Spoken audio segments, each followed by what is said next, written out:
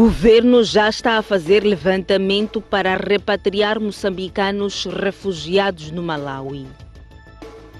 Ordem dos Engenheiros diz que N1 esconde fragilidades profundas na execução de obras públicas. Estádio Nacional do Zimpeto está a ser avaliado pela CAF depois de obras de reabilitação.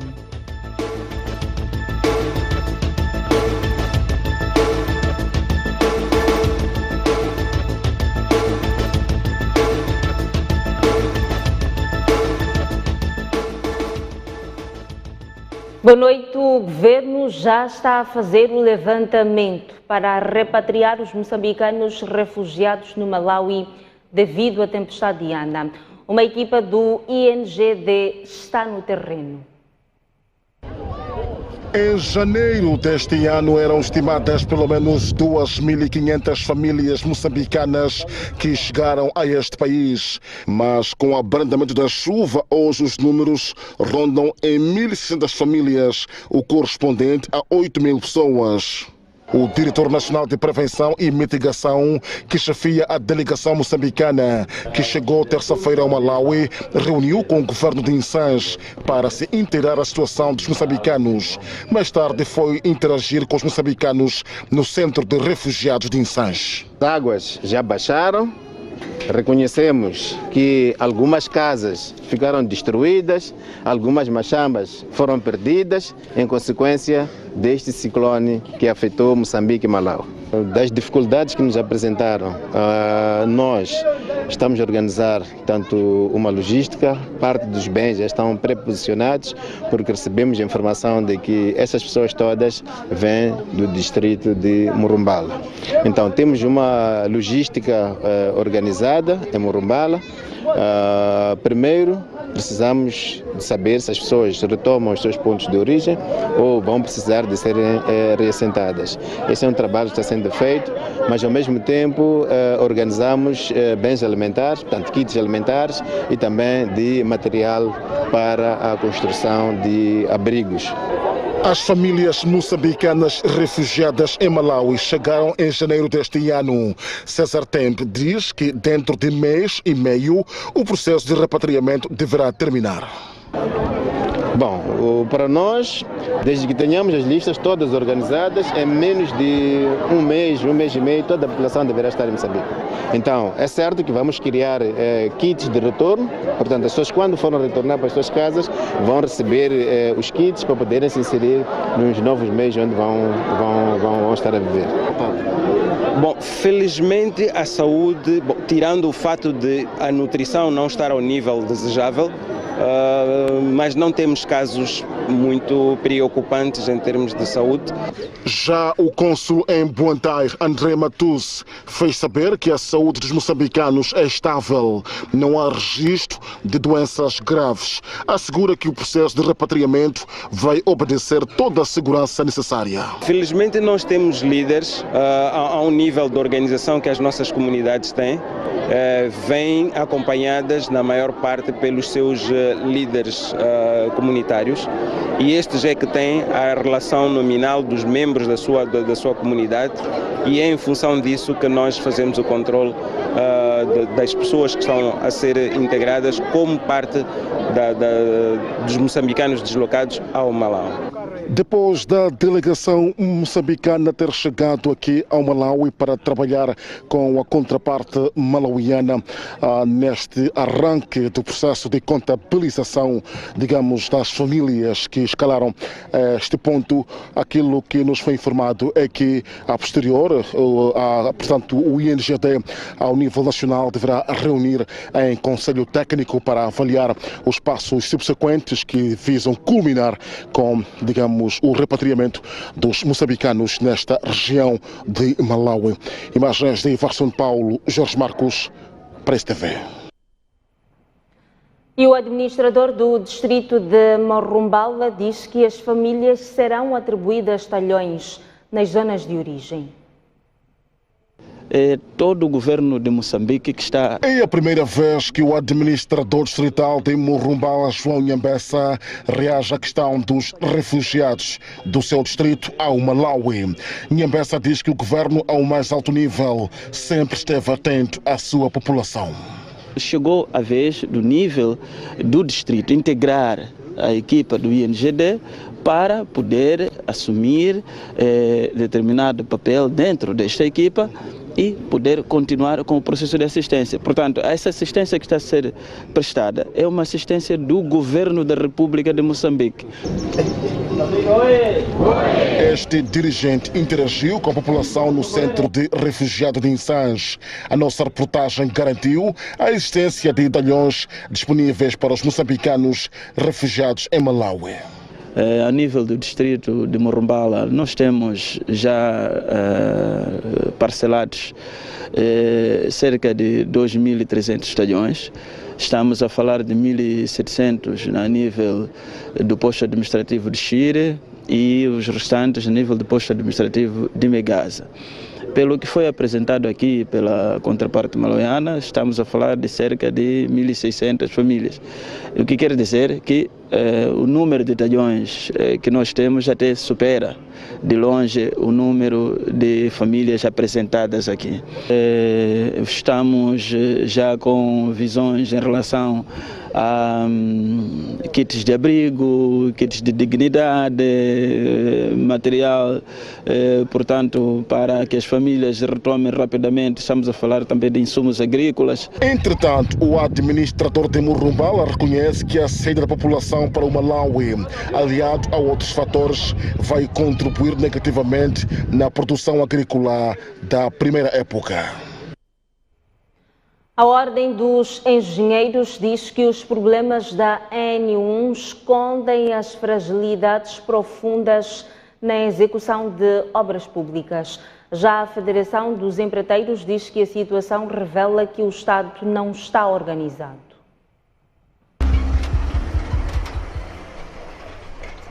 É lastimável e preocupante. É assim como a Ordem dos Engenheiros de Moçambique olha para a atual situação da EN1. Para o organismo, esta estrada merecia sorte diferente. Deveria merecer prioridade em relação a outros investimentos até do setor. Para os engenheiros, o que se verifica na Estrada Nacional número 1 é grave e pode esconder outras fragilidades. Podemos estar em presença de problemas ligados ao projeto, problemas ligados à execução em tanto que tal e não propriamente dos materiais que foram aplicados. Poderão haver situações em que os materiais foram mal aplicados e eventualmente situações até que decorrem da má seleção dos materiais para determinado tipo de problema. Para a Federação dos Empreiteiros de Moçambique, o cenário reportado revela que o Estado não está organizado. O que está a acontecer é que pega-se um troço muito extenso, investe-se pouco e o resultado é a qualidade. Porque não é possível ter maior qualidade com pouco investimento, infelizmente. É o que está a acontecer. Então é preciso que o Estado comece a rever o que quer no futuro. Porque se ciclicamente estamos a pegar o pouco que temos e estamos a investir em reparações, não estamos a fazer lá. Em Moçambique são poucos engenheiros que usam HDM4. Por seu turno, Celso Nichols, docente universitário e empreiteiro, que está a reabilitar a Avenida das Nações Unidas, na cidade de Maputo, defende que a regra do preço mais baixo nos concursos prejudica o Estado. Nem sempre o procedimento do decreto do próprio Ministério de Obras Públicas de preço mais baixo para as obras resolve o problema da durabilidade e a qualidade. Por quê? Porque nós, quando vamos concorrer, concorremos com preços. O mais baixo é o critério principal. Aí eu vou ao mercado e procuro o produto que está dentro daquele fuso de satisfação de especificação, mas na classe mais baixa. Ou seja, não deixei de satisfazer a especificação, mas comprei o aparentemente mais baixo e mais barato para maximizar o meu lucro. Mais do que apontarem o dedo, os especialistas apresentam soluções. Agora, se começarmos a planificar que anualmente, no pouco que temos, reservamos uma parte, pegamos num troço, vamos lá. Posso dar um exemplo de Maputo, Manhissa, fazemos trabalho de raiz. O resto, do troço até Xaixai, fazemos o normal. No ano seguinte, partimos do ano, terminamos Manhissa, Macia, segundo ano, e o terceiro, Macia, Xaixai, estamos a andar. Ao fim de um certo período, teremos estradas de qualidade que vão durar 15, 20 anos. Encontramos nas instituições que promovem as obras públicas indivíduos que lidam com procurement de serviços, tanto de empreitados como de consultoria, e são as mesmas pessoas que intervêm na aquisição de materiais como papel higiênico, não sei, isto não pode ser. Portanto, é preciso essa atividade seja feita por pessoas especializadas, exatamente. Os entrevistados criticaram ainda o Estado pela falta de capacidade de fiscalização dos materiais de qualidade duvidosa que entram no país e lamentaram que o laboratório de engenharia apresente fragilidades. Moçambique tem 25 milhões de euros para programas de redução do impacto das mudanças climáticas e transição energética. O valor é desembolsado pela Bélgica. O embaixador belga esteve na presidência da República de Moçambique esta quarta-feira para se despedir do chefe de Estado, Filipe Nyusi, após terminar a sua missão de garantir a diplomacia entre os dois países. Foi no fim deste encontro que Didier van der Hasselt anunciou o valor que corresponde a mais de 1,6 mil milhões de meticais. O programa a ser financiado por este dinheiro é para o período de 2023 a 2027. Orçamento de 25 milhões de euros, com um foco na transição energética e mudança climática. O diplomata disse ainda que está a ser discutido apoio adicional na formação militar de moçambicanos no âmbito do combate ao terrorismo. Sim, estamos com 3 oficiais na operação europeia e estamos apoiando nos debates sobre mais apoio para o Moçambique nessa área. Despediram-se de Filipe Nyusi ainda esta quarta-feira os embaixadores do Brasil, do Uganda e da Holanda, com promessas de continuidade da cooperação com Moçambique. O diplomata cessante do Brasil diz, entretanto, que espera que Moçambique encontre outro financiador para o projeto Muamba Major, que seria financiado pelo seu país. O Brasil, pouco força da lei, teve que suspender todos os financiamentos decorrentes de empréstimos do BNDES, e uma delas foi em relação à Muamba Major. Então, a interrupção não foi voluntária, foi por conta da... E nós entendemos que Moçambique está procurando outros parceiros. Moçambique encontrará uma solução rápida para isso. O Brasil está pronto a cooperar em outras áreas.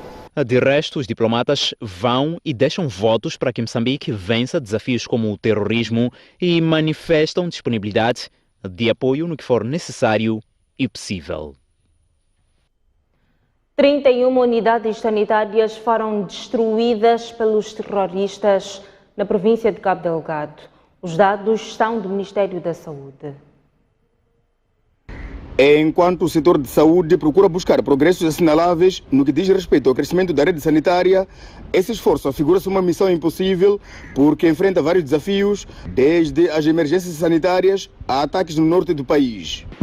Os ciclones Ana, Dumaco e Gombe, que tiveram lugar apenas este ano, afetaram profundamente o setor da saúde, tendo provocado a destruição de 95 unidades sanitárias. Um verdadeiro revés aos ganhos que já tínhamos alcançado. Temos ainda o registro doloroso da destruição de mais de 31 unidades sanitárias em resultado das ações terroristas apenas na província de Cabo Delgado. Por outro lado, os parceiros de cooperação do setor da saúde revelaram, através do seu representante, que há muito que se fazer para a melhoria da saúde da população. A agenda do setor da saúde é ainda inacabada. E um facto que Moçambique ainda tem um dos mais baixos índices de saúde do mundo, apontando para a necessidade de mais investimentos e também a urgência de usar melhor os investimentos que temos, tanto por parte do governo como pelos parceiros. E somente juntos podemos aumentar a eficiência do sistema como um todo. Estes dados foram revelados no decurso do Conselho Coordenador do Ministério da Saúde, evento de 2 dias que decorre em Gondola, província de Manica. O bastonário da Ordem dos Médicos de Moçambique diz que tem a impressão de que há grandes deficiências nos hospitais públicos. O facto coloca em causa a qualidade do serviço prestado à população.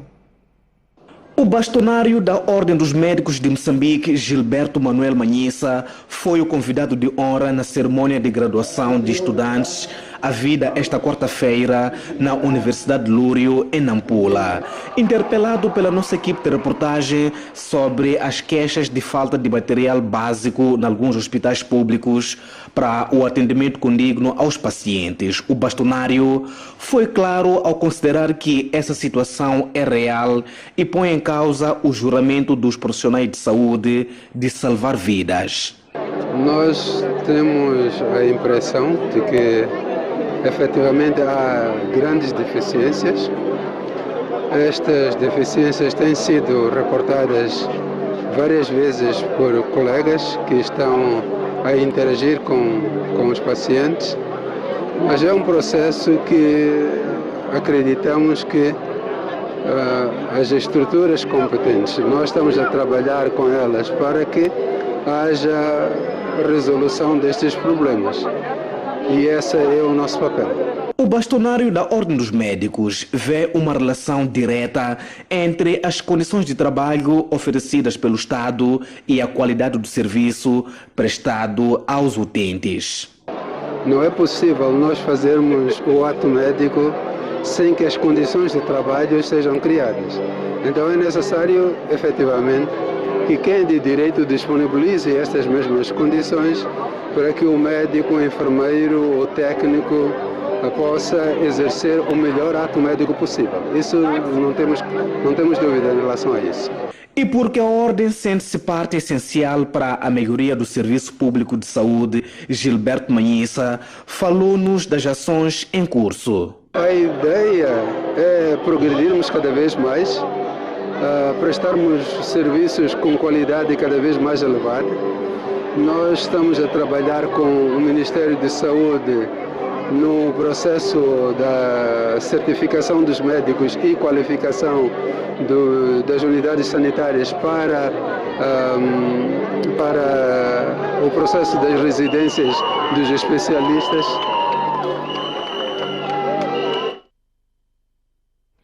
Os atrasos no envio dos autocarros para a manutenção e a ignorância de pequenas avarias podem ter sido as causas dos acidentes de viação de transportes públicos de passageiros. A constatação é da Comissão de Inquérito, que fala ainda de revisão de autocarros em locais impróprios. Depois de falhar o prazo de divulgação dos resultados sobre a causa dos acidentes envolvendo autocarros de transportes de passageiros na cidade de Maputo, a comissão de inquérito criada para investigar episódios como este veio a público esta quarta-feira para divulgar suas conclusões. No caso do incêndio, é um curto-circuito que que foi considerado como a maior causa. Quer dizer, deixando da causa, o que aconteceu depois é o que agora é preciso trabalhar nele, porque os curtos-circuitos sempre vão acontecer. Mas é a atitude do homem, logo que a situação acontece, para evitar danos maiores. Além dos transportadores que não sabem o que fazer em casos de incêndios ou sinistros, aponta-se problemas na manutenção e negligência nas pequenas avarias. Às vezes verifica-se atrasos do envio do autocarro para a manutenção. Então são essas coisas que é preciso ser combatido. Que o carro, se tem que ir de 10 mil em 10 mil quilômetros, o gestor do autocargo obriga-se a cumprir com isso para evitar situações de dentro. Se os transportadores circulam mesmo nessas condições, colocando em risco a vida dos utentes, o que fazer para solucionar este problema? É termos sempre informação em tempo real quais são os carros que estão a faltar às revisões para poderem ser notificados para isso. Vamos organizar de novo cursos de formação de extinção de incêndios para atualizar a todos, tanto o cobrador assim como o condutor, todos devem saber o uso do incêndio, o extintor de incêndio, e que os extintores, apesar de haver furtos, não devem ficar gradeados, porque em alguns casos o extintor acaba não estando, quer dizer, está lá, mas o tempo que se leva para tirar o extintor, não é isso que é preciso conscientizar as pessoas. Enquanto isso não acontece, o problema nas estradas prevalece. As conclusões do inquérito podem ser confirmadas no terreno. Este transportador, por exemplo, sequer consegue localizar o extintor no seu autocarro. Não sei como meu colega deixou, porque eu não digo na estrada, né? Mas sempre ando com o extintor. Não, aqui não estou a conseguir localizar. Aqui não estou a conseguir localizar onde que está. Já estes outros, mesmo com alguma noção de como agir em caso de incêndios, não têm um instrumento para combater. Primeiro tem que agitar bem, depois lançar no chão. É quando já pressiona aquele acionador aí. Sim. Tem um extintor aí consigo? Como? Não tenho aqui. Não, está a sair da oficina agora esse carro aqui. Está a sair da oficina desde ontem, nós estávamos aqui a trabalhar, mas só que para tudo ali, estávamos a fazer experiência. Deixei lá. É esta a realidade que se vive em Maputo, mesmo com acidentes recorrentes. Mais uma vez, o BCI vai participar na Mosgrow. O banco vai apresentar soluções de financiamento aos projetos de agricultura. O setor de agronegócio é determinante para o desenvolvimento da economia nacional e o acesso ao financiamento à agricultura no país ainda constitui um desafio. Em causa estão vários riscos que travam a injeção de dinheiro por parte da banca em projetos do ramo. Para reverter o cenário, o BCI criou uma linha de financiamento específica para este setor. O BCI já financia o setor do agronegócio desde 2001, de forma especializada. E digo forma especializada, refiro-me a ter criado uma equipa e buscar soluções fora do financiamento padrão que o banco também tem à disposição. Tem linhas de financiamento com taxas de juros bonificadas, que resultam de parcerias que temos com outras entidades que também têm interesse em desenvolver esse setor. Comprometido com o agronegócio em Moçambique, o BCI vai expor na 4ª edição da Mosgrow seus produtos e serviços com vista a reduzir os desafios do setor. Nós temos linhas de crédito especiais desenhadas e ajustadas para o contexto nacional, para o contexto atual, para pequenos produtores, para grandes empresas, pequenas e médias empresas, associações. Alinhada com o objetivo de consolidar o negócio da agricultura no país, a instituição bancária vê na maior feira nacional de agronegócio oportunidade para trocar ideias e soluções para o ramo. A nossa expectativa é podermos discutir com os que estão no terreno, no dia a dia, a fazer o trabalho na agricultura, que é para também irmos aprimorando essas soluções com base no que nós iremos, captar desses atores. A transformação e competitividade do agronegócio, com foco nos desafios para Moçambique, está na agenda de debate do primeiro dia da feira, que vai decorrer nos dias 6 e 7 de julho próximo. As inscrições estão abertas ao público e são feitas a partir do site www.mosgrow.co.mz. BCI na feira Mosgrow. Vamos agora a uma curta pausa, mas antes a informação cambial para si que nos acompanha a partir da STV. Até já.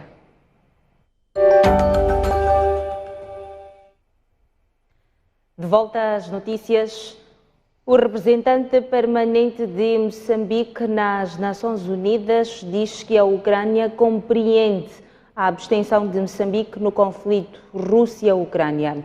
Pedro Comissário lembra que a Ucrânia votou a favor de Moçambique no Conselho de Segurança.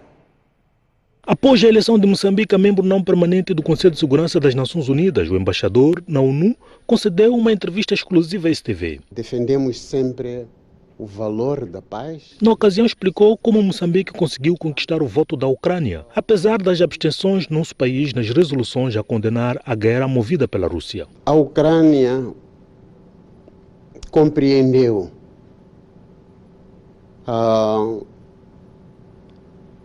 o sentido do nosso voto, que não foi um voto para favorecer a Rússia ou para antagonizar a Ucrânia. Foi um voto justamente que pretende enunciar a nossa vontade de que haja solução negociada para o conflito.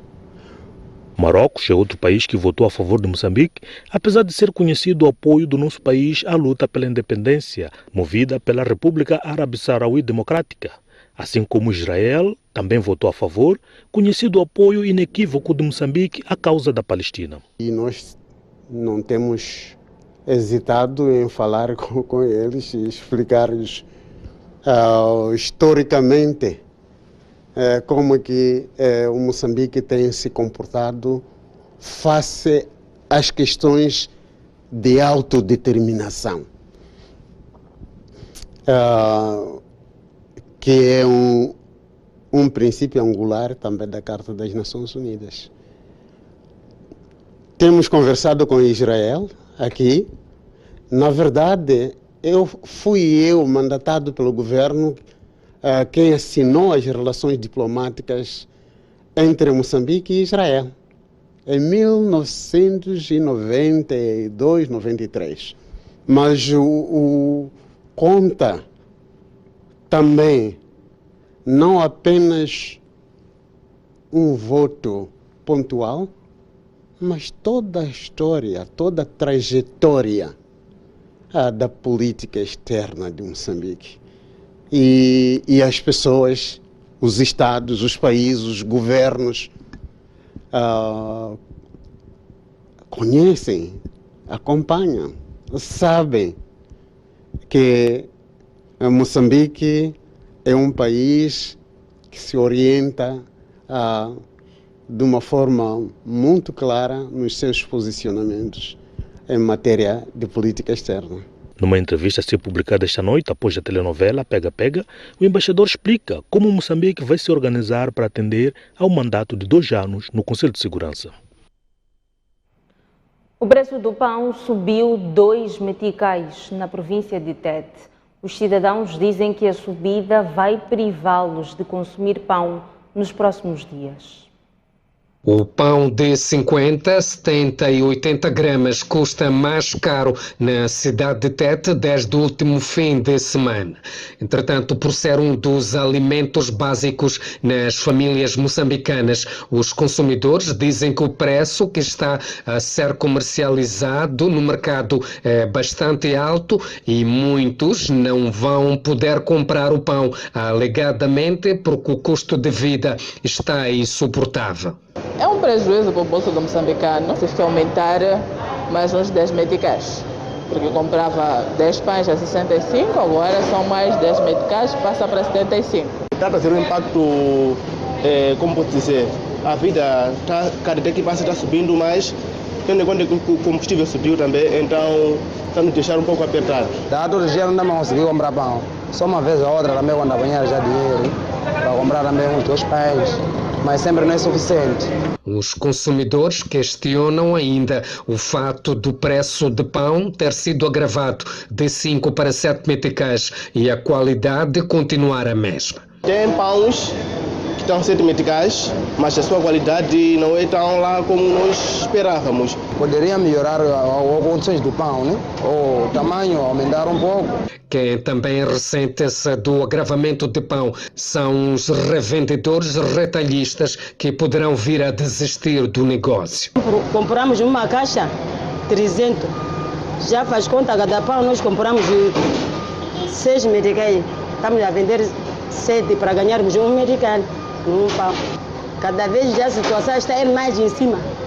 Em cima ou embaixo, não sei como dizer. Entretanto, a nossa equipa de reportagem contactou o presidente da Associação Moçambicana dos Panificadores em Tete para esclarecer a situação, mas até ao princípio da noite desta terça-feira estava incomunicável.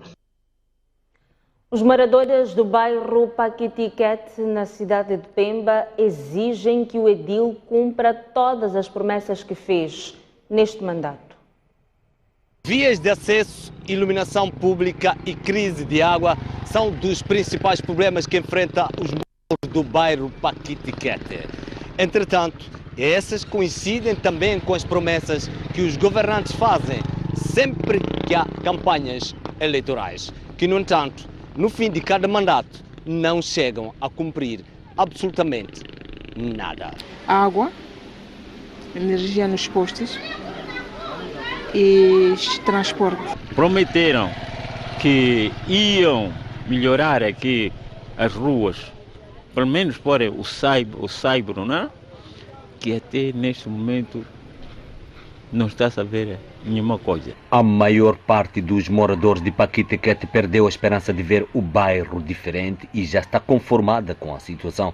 Mas alguns que já estão cansados de sofrer exigem o cumprimento das promessas ou pelo menos uma explicação sobre o fracasso. Não realizou nem 5%. E olhando pelo período que resta, eu acredito que não é possível quase realizar nada. Peço muito porque o problema do transporte se resolva. Sim. É isso que eu mais peço, o problema de transporte, pelo menos para chegarem até aqui no Paquete. Eles não podem se esquecer que estávamos naquele bairro, né? E falamos isto, prometemos isto, eles têm que cumprir. Têm que cumprir. Seja como for, a bem ou a mal, eles têm que cumprir. Pelo menos virem-nos ao trabalho e dizer, sabem, aquilo que nós prometemos, houve uma falha. A STV procurou ouvir o edil de Pemba, Florete Motarrua, que havia prometido pavimentar algumas ruas de Paquitiquete e também a iluminação pública, mas não se mostrou disponível para esclarecer se vai ou não conseguir cumprir com estas promessas, ainda neste mandato, que já termina no próximo ano, 2023. De Paquitiquete, Isidina Chá, STV. A PRM desmantelou uma fábrica de droga no distrito municipal de Catembe, na cidade de Maputo. Na operação, 4 indivíduos foram detidos. De fora, um aviário, e no interior do mesmo funcionava uma fábrica de drogas, na qual trabalhavam 4 pessoas, entre eles moçambicanos e nigerianos. A polícia apreendeu no local quantidades não especificadas de metanfetamina e heroína. A fábrica continha um túnel de fuga que, para as autoridades, foi criado de forma propositada. O porta-voz da polícia, Lionel Muxina, explica o que foi a detenção de quadrilha a quadrilha. Neste desmantelamento se pôde pelo menos deter 4 indivíduos que são dos transportadores de reagentes e também apreender determinada droga que presumimos que até agora seja metanfetamina, vulgarmente conhecida por ICE.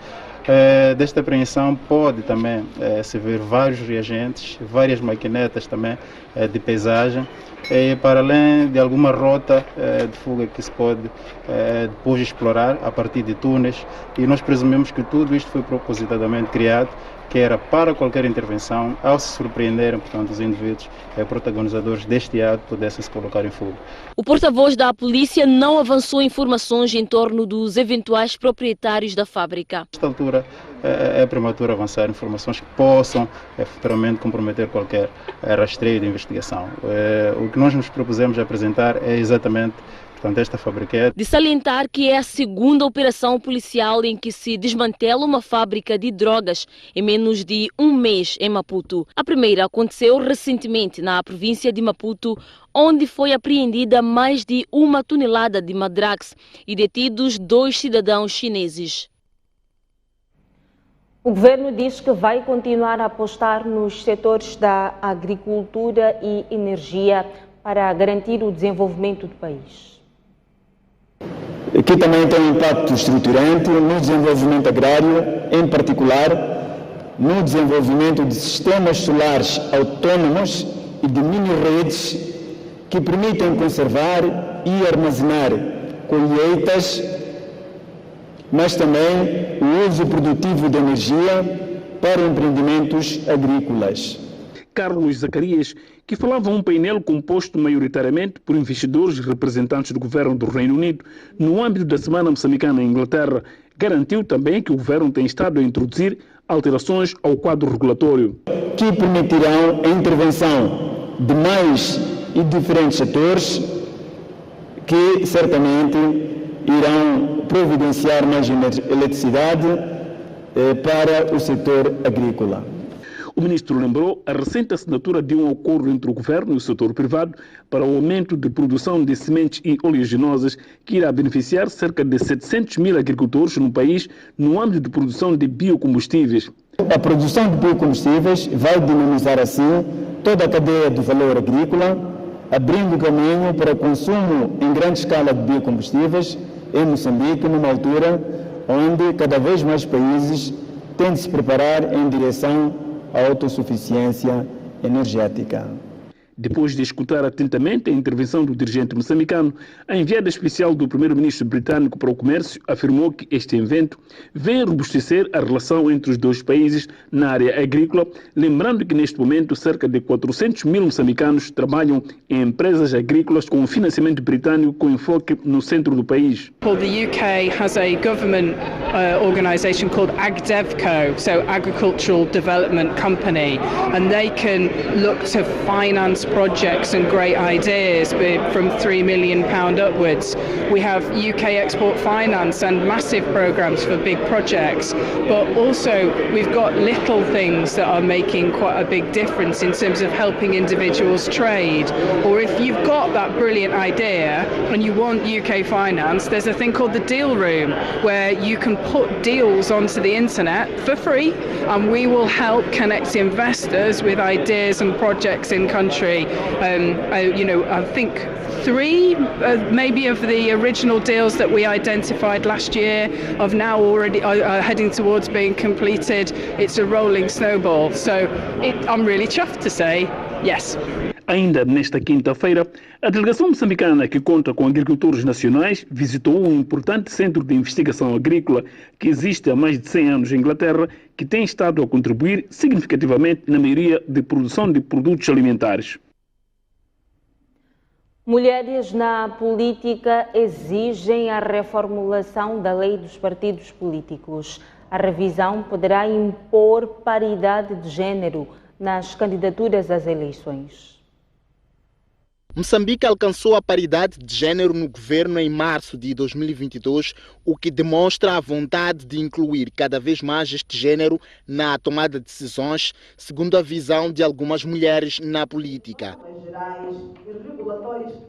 No entanto, segundo o Instituto para a Democracia Multipartidária, mais do que este feito, o país precisa de legislação específica que determina quantas mulheres devem estar e em que posições. Nós temos listas de partidos políticos em que as mulheres estão efetivamente no fim da lista do partido. Portanto, não permitindo que ela consiga emergir e ser eleita aos vários órgãos de governação eleitos. Uma posição defendida igualmente pelo Movimento Democrático de Moçambique. Nós queremos a lei da paridade, vamos exigir aos partidos políticos que estão na Assembleia da República para que se aprove a alteração da lei dos partidos políticos para que se efetive a situação da paridade. A deputada da Frelimo, Ana Rita Citol, defende que mais do que leis é preciso munir a mulher de conhecimento. Criar condições para a mulher ter acesso à escola, que a mulher se forme, porque só assim vamos capacitá-la, vamos armá-la para ela poder discutir ombro a ombro, não é, com os homens, naquilo que ela acha que tem direito e é dever dela. Já Arnamo diz que o seu partido é exemplo da valorização do papel da mulher na vida política do país. Nós temos mulheres e nós teríamos muitas mais mulheres nesses órgãos de decisão do poder. Nós não temos estes resultados porque as eleições, como todos devem saber, as eleições nunca foram justas nem livres e muito menos transparentes neste país. As intervenientes falavam esta quarta-feira em Maputo, à margem do encontro que debatia a participação da mulher na política, oportunidades e desafios a caminho das eleições autárquicas e presidenciais. E agora vamos a mais uma curta pausa, mas antes a previsão do estado de tempo para as próximas 24 horas.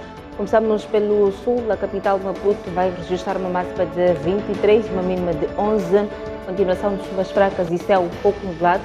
Mesmo cenário para Xai-Xai em Gaza, 23 de máxima e 12 de mínima. Inhambane, não foge regra, 24 de máxima e 19 de mínima.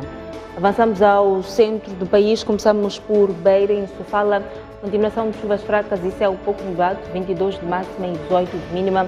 Chuviscos também para Chimoio, em Manica, 16 de máxima e 12 de mínima. Limane, não foge regra, 26 de máxima e 18 de mínima.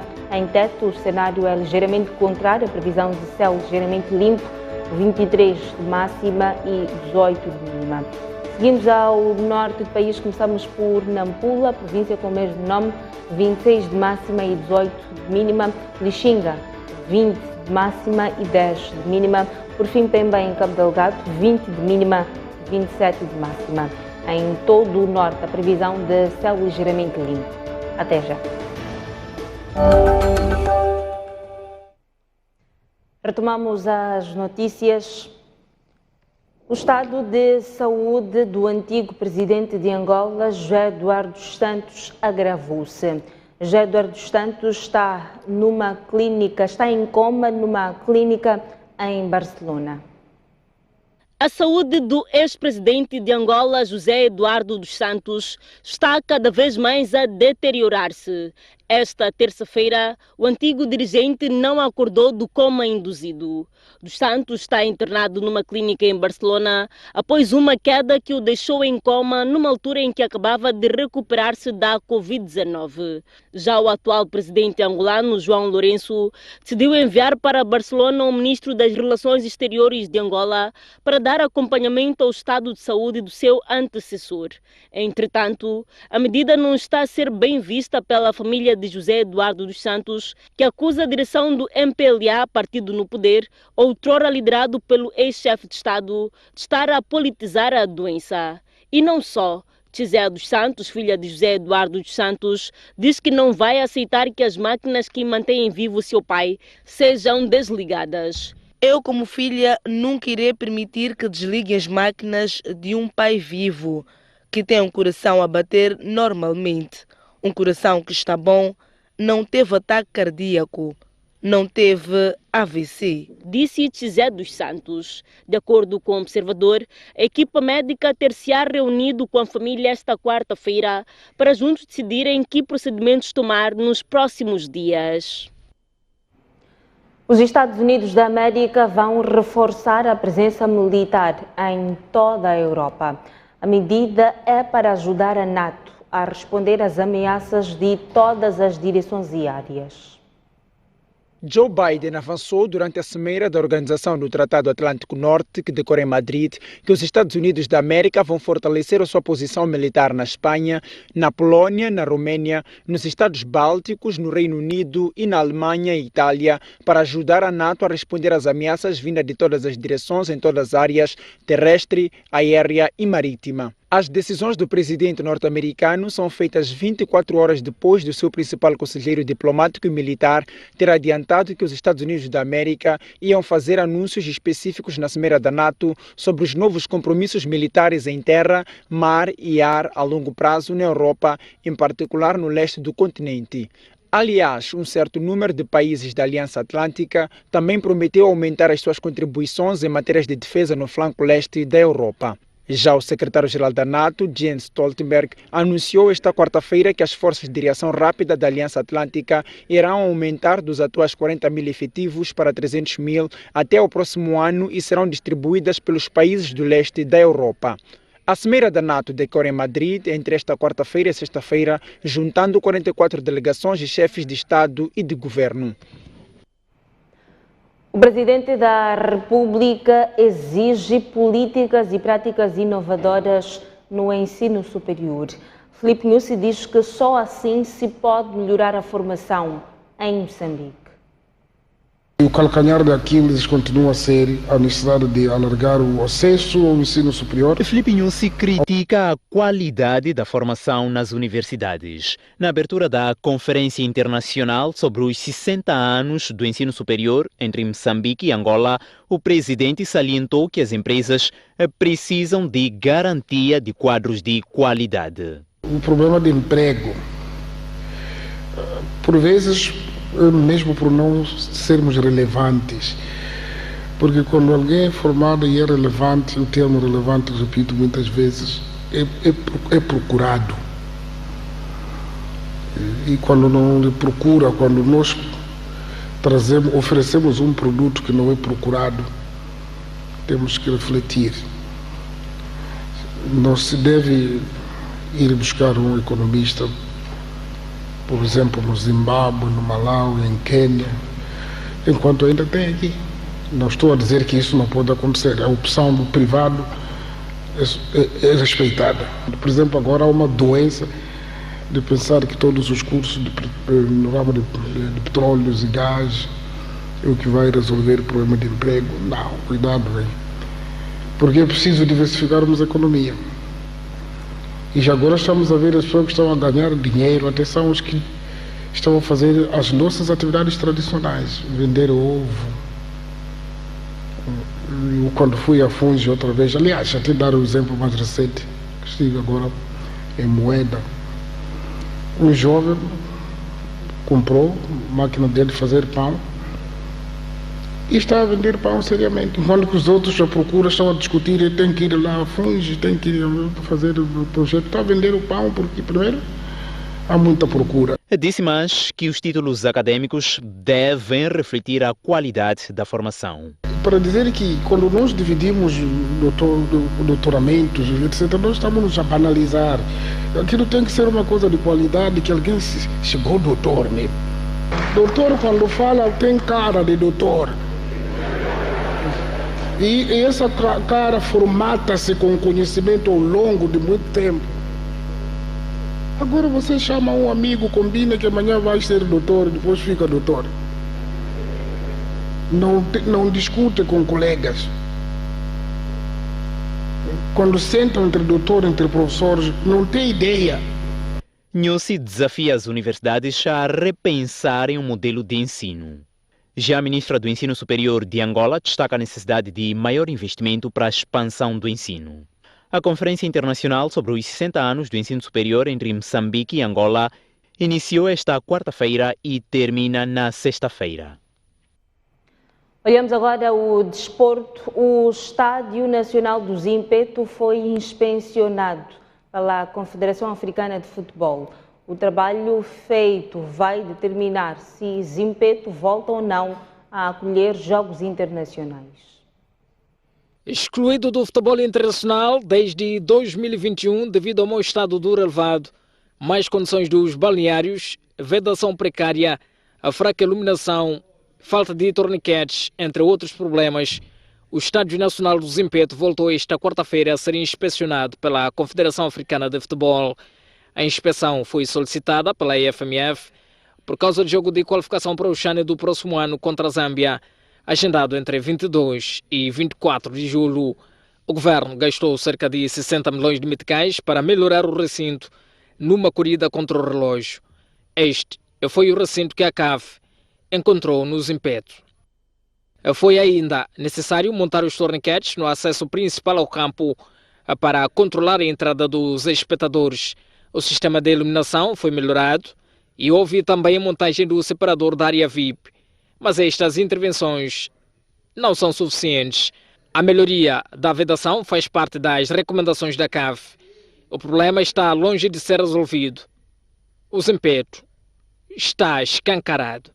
O estádio, que custou cerca de 70 milhões de dólares ao Estado moçambicano, parece uma passagem do nível sem guarda, fazendo ponte entre o mercado grossista do Zimpeto e as zonas residenciais mais próximas. O relatório de avaliação da CAF deverá ser anunciado nos próximos dias. Para trás do desporto, agora vamos conhecer os destaques do Noite Informativa de hoje. Mocibo, boa noite.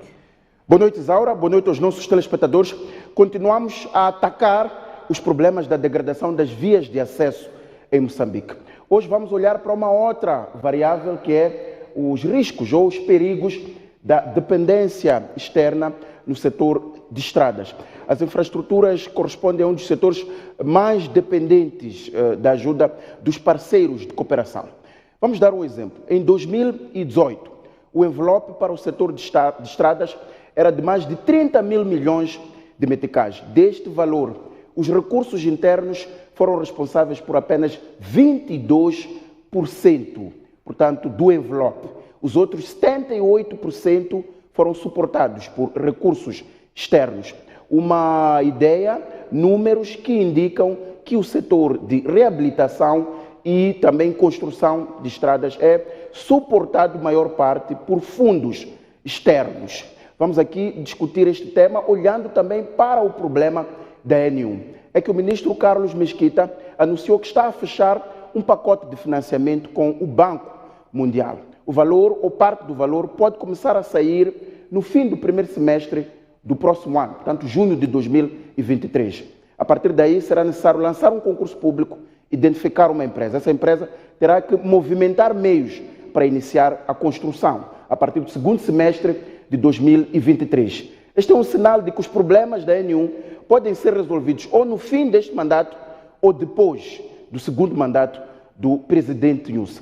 Vamos aqui discutir até que ponto é que este modelo assistencialista a partir de fundos dos parceiros de cooperação poderá estar ou não esgotado. Esta é uma reflexão que será feita hoje por Agostinho Zacarias, logo ao abrir o Noite Informativa. A Comissão Nacional de Eleições, portanto, vai diminuir o orçamento. E qual é a razão? É a mesma: incumprimento dos parceiros de cooperação. Aqui no Noite Informativa vamos discutir até que ponto é que esta redução do orçamento não poderá afetar o processo eleitoral, digamos, um processo importante para vincar a democracia em Moçambique. Não é um problema novo. Nas últimas eleições, a Comissão Nacional de Eleições teve também de refazer as contas, ou seja, fazer um orçamento retificativo. Vamos também discutir este plano de dependência externa, mas, acima de tudo, até que ponto é que este orçamento retificativo poderá ou não afetar a qualidade das eleições. A guerra na Ucrânia aumenta, portanto, a ideia de uma nova ordem mundial. Os Estados Unidos vão reforçar os militares ao nível da Europa.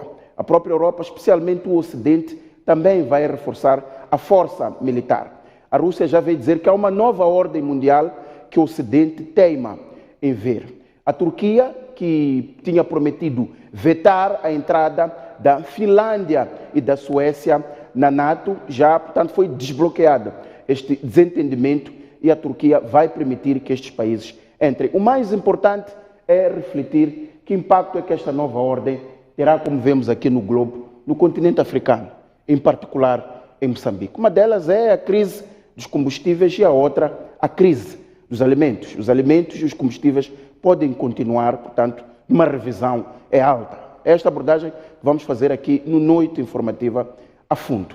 São estes os destaques que preparamos hoje, caro telespectador, com 2 painéis já a seguir na STV Notícias. Eu e os meus convidados aguardamos por si. Até já. O convite já está feito. Acompanhe daqui a pouco Noite Informativa na STV Notícias. É tudo quanto a informação no Jornal da Noite. Obrigada pela atenção dispensada. Voltamos amanhã, à mesma hora. Boa noite e bom descanso.